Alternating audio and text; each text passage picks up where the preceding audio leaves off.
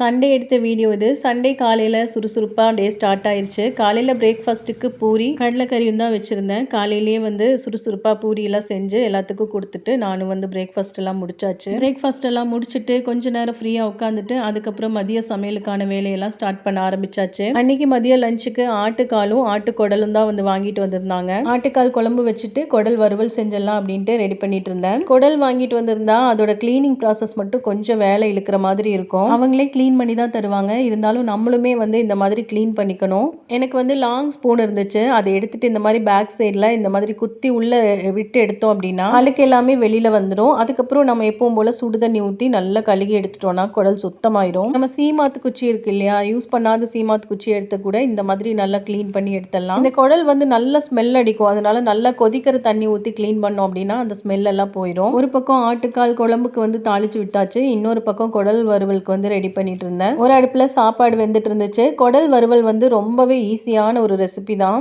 குக்கர்ல எண்ணெய் ஊத்திட்டு நல்லா தாராளமா சின்ன வெங்காயம், மல்லி இலை, மஞ்சள் தூள், இஞ்சி பூண்டு பேஸ்ட் 3-4 விசில் விட்டு நல்லா வேக வச்சு எடுத்துட்டு அதுக்கப்புறம் நல்லா தேங்காய் எண்ணெய் ஊத்திட்டு எல்லாத்தையும் போட்டு நல்லா வதக்கிட்டு குடலையும் சேர்த்திட்டு தேவையான அளவு உப்பு தண்ணி எல்லாம் சேர்த்திட்டு ஒரு 3-4 விசில் விட்டா போதும். இந்த வேக வச்ச குடல், பெப்பர் தூள், ஜீரகத்தூள் எல்லாம் போட்டு சேர்த்து நல்லா வதக்கிட்டு சுருள வேக வச்சு குடல் வறுவல் ரெடி. தேங்காய் எண்ணெய் தான் ஊற்றணும். அதோட ஃப்ளேவர் ரொம்பவே சூப்பரா இருக்கும். அவ்வளவுதான், அன்னைக்கு சண்டே சமையல் இதுதான். தேங்க்யூ.